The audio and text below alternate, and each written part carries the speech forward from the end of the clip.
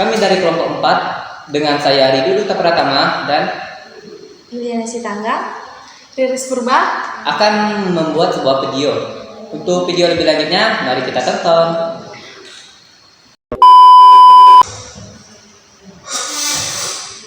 Halo sahabat Sangkala, bertemu lagi dengan saya Rido Duta Pratama di podcast Bincang-Bincang Hangat Peristiwa Masa Lalu. Nah, di sini kita telah mengundang sebuah tamu yang cukup spesial, yaitu Yuliana. Halo. Nah, gimana kabarnya hari ini? Baik. Selama proses perjalanan ke sini ada kendala? Gak ada sih, lancar-lancar aja.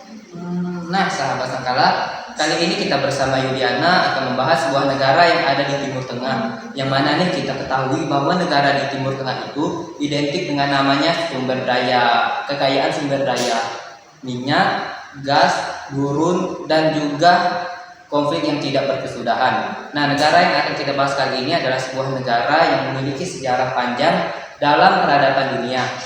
Dan negara ini pada saat ini mengalami konflik atau pergolakan di dalamnya. Negara apakah itu? Yaitu negara Lebanon. Nah, Yana, bisa kasih tahu sedikit gak sih cerita atau sejarah dari negara Lebanon ini? Baik, dapat saya jelaskan sedikit tentang sejarah Lebanon. Negara Lebanon ini terletak di wilayah Timur Tengah pada bagian benua Asia bagian barat. Negara Lebanon ini memiliki daratan dan tidak memiliki daratan di wilayah lain. Dan juga agama terbesar di Lebanon ini adalah agama Kristen. Dan juga sistem pada Lebanon ini menganut sistem parlementer. Dan pada bagian wilayah pesisirnya tersebut memiliki beberapa permukiman tertua di dunia dengan pelabuhan Fenisia seperti Tirus, Sidon, dan Byblos yang merupakan pusat perdagangan dan budaya pada abad ketiga sebelum Masehi. Negara modern Lebanon terbentuk pada tahun 1920 setelah konferensi dan Remo dan meraih kemerdekaan dari Prancis pada tahun 1941. Mungkin itu saja. Oh, cukup unik ya sahabat Sangkala, yang mana kita ketahui bahwa negara di wilayah Timur Tengah itu identik dengan namanya agama Islam. Sedangkan di Lebanon ini mayoritasnya Kristen. Wow, cukup unik ya. Nah, selanjutnya kan kita ketahui nih bahwa negara Lebanon itu sekarang ini mengalami pergolakan atau permasalahan. Bisa kasih tahu nggak sih apa latar belakang dari permasalahan di negara Lebanon ini? Kalau latar belakang pergolakan Lebanon ini, latar belakangnya itu mulai dari tahun 2019 sampai 2020 yang saya ketahui. Di situ adanya menurut beberapa sumber yang saya amati dan saya dapat tentang pergolakan yang terjadi di Lebanon ini, yaitu terjadi pada tahun 2019 dan tahun 2020, terjadi akibat dari kondisi politik, ekonomi, dan sosial. Dan yang saya jelaskan pertama itu pada kondisi ekonomi. Pada kondisi ekonomi, negara Lebanon ini mengalami krisis ekonomi yang parah, yang cukup parah dan sangat kacau bisa dibilang, yaitu pada tahun 2019 dengan tingkat pengangguran yang tinggi, mata uang yang sangat merosot, dan juga kemiskinan yang semakin bertambah-tambah terus. Dan juga pada Agustus 2019, pemerintah Lebanon itu mencoba untuk mengatasi krisis ekonomi dengan memutuskan untuk memperkenalkan pajak baru kepada masyarakat.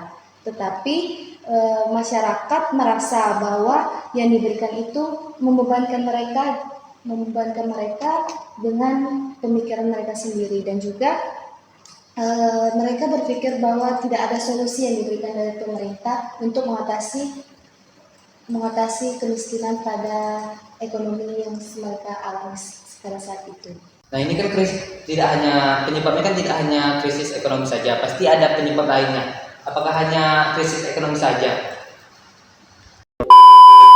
Ada, yaitu ketidakpuasan terhadap pemerintah yang semakin bertambah akibat ketidakadilan yang terjadi dalam sistem politik dan sosial, dan juga konflik antara denominasi agama yang berbeda yang seringkali memunculkan konflik dan kekerasan antara agama Sunni dan agama Syiah yang memperoleh negara Lebanon tersebut. Dan juga masyarakat yang mengalami penderitaan akibat krisis ekonomi tersebut merasa bahwa pemerintah mereka tidak cukup tanggap dalam mengatasi masalah tersebut.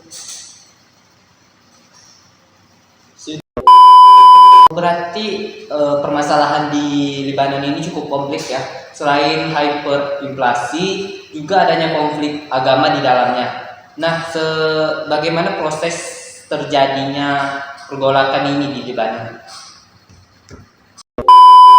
Yang saya ketahui tentang proses berlangsungnya pergolakan di Lebanon yaitu dimulai dari kebijakan pemerintah yang dianggap tidak adil oleh masyarakat, terutama tentang kebijakan ekonomi yang dikeluarkan oleh pemerintah Lebanon. Kondisi ekonomi yang kurang baik membuat masyarakat kelas menengah dan bawa kesulitan untuk memenuhi kebutuhan hidup mereka sehari-hari. Dan pada Oktober 2019, pemerintah Lebanon mengumumkan pajak baru untuk melawan defisit anggaran, termasuk pajak ongkos telepon dan pajak premium.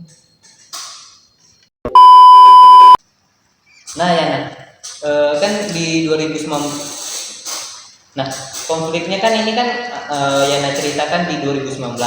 Di tahun selanjutnya masih ada nggak konflik seperti di 2019? Tentu saja ada, yaitu terjadinya ledakan besar di ibu kota Lebanon, di Beirut, yang mencapai kerugiannya itu 4,6 miliar. Tiba-tiba COVID datang dan makin kacaulah perekonomian di Lebanon. Bisnis-bisnis Lebanon sepi dan banyaknya toko-toko ditutup. Hal tersebut semakin memperparah ekonomi di negara tersebut dan juga fasilitas kesehatan terbatas sejak tahun 2019. Dan banyaknya masyarakat Lebanon meninggalkan negaranya, diantaranya itu seperti dokter dan nakes yang banyak pindah. Dan bank-bank di Lebanon sepakat membatasi limit uang yang bisa diambil nasabah. Dan ini membuat keputusan menjadi masalah, soalnya harga barang dan jasa Lebanon pada naik. Mungkin itu yang bisa saya jelaskan.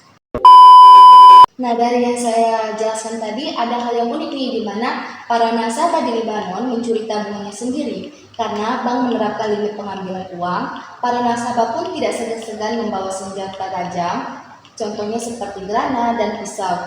Dan dari informasi yang didapatkan, nasabah tidak mengambil lebih dari jumlah tabungannya.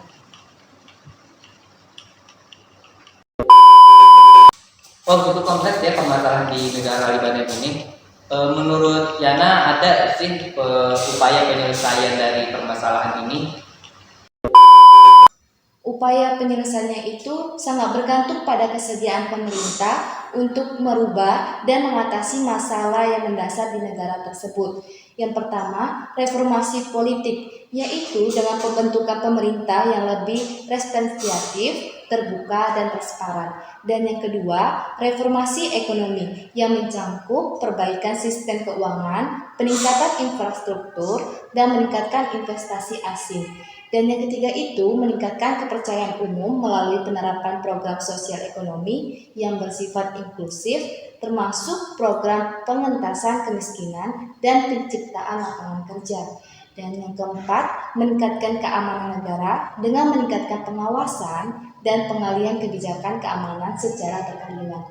Dan yang terakhir, dengan memberikan bantuan hukum dan pemenuhan hak-hak masyarakat untuk meningkatkan kesadaran mereka. Mungkin itu saja upaya penyelesaiannya yang bisa saya sampaikan. Wah, berarti cukup kompleks ya permasalahan di Lebanon ini. Tidak hanya krisis ekonomi, adanya juga permasalahan di bidang agama dan juga ledakan di ibu kota Lebanon, yaitu tepatnya itu di Beirut. Beirut. Sudah itu adanya juga COVID-19 sehingga memperburuk keadaan di Lebanon.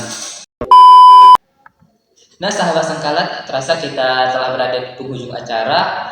Sebelumnya saya mengucapkan terima kasih kepada Yuliana karena telah hadir pada podcast kali ini. Dan saya juga mengucapkan terima kasih kepada sahabat Sengkalat karena telah menonton video sampai akhir. Saya harap informasi yang kami berikan dapat menambah wawasan sahabat dan juga membantu kita dapat memahami situasi Lebanon saat ini. Demikianlah saya Ridho Duta Pratama. Dari bincang-bincang hangat peristiwa masa lalu, saya akhiri. Bye.